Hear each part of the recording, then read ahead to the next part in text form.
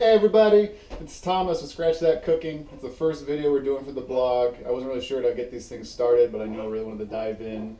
You might hear some dogs barking in the background. That's the neighbors. So I put out a questionnaire to my email list for some kind of Q&A, any questions I can help answer about cooking in general. Got one response, so thank you, whoever that was. I didn't really leave a real name. But if it was you, thank you. I'm sure you'll see this video and know it was you.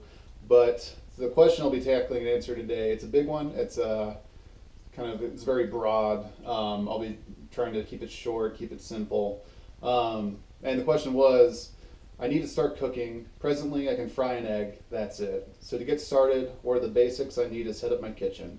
Seasonings and non-perishables, cooking utensils, etc., etc.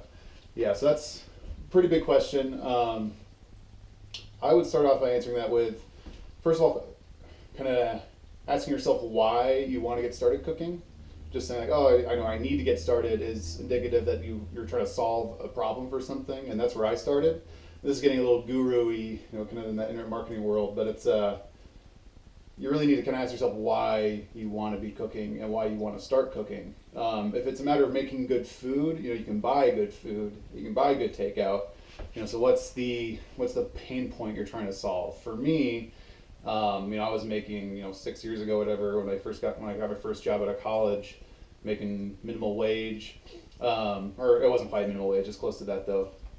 I was living downtown with my best friend and near downtown Boise, Idaho, and it was like 3 months down. I was looking at my bank account, and it hadn't grown any, even though I'd been working full time. I was confused. I was like, "What? Like, what is?" I was looking at my Bank of America account, which I definitely don't use anymore. But I couldn't understand it, and I started diving into like personal finance, and that led me to kind of looking at what I was spending money on.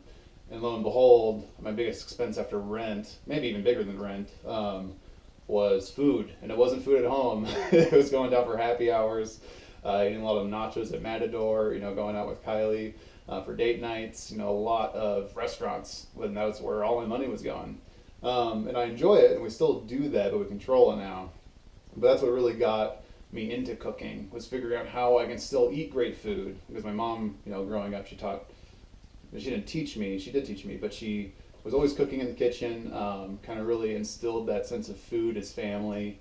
You eat with your family at dinner time, and it was a big part of my life. So I knew I wanted that to still be a part. I didn't want to just eat, boiled chicken and rice forever, which is kind of what I did in college when I didn't have a whole ton of cash and couldn't get to the cafeteria. So yeah, that's the problem I was trying to solve. I was trying to solve how could I eat good food at home while saving money, because groceries are way cheaper than restaurants. Um, and then it turned into a passion. I got into it and I really enjoyed it.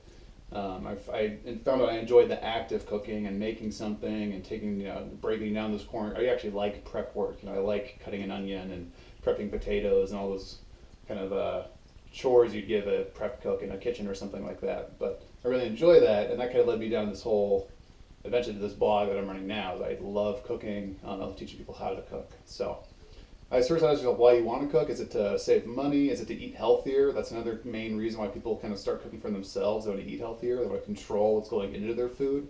Maybe it's an allergy. Maybe it's a gluten-free thing. Maybe it's just trying to control, how much cheese you're putting on stuff, right? It could be as simple as that.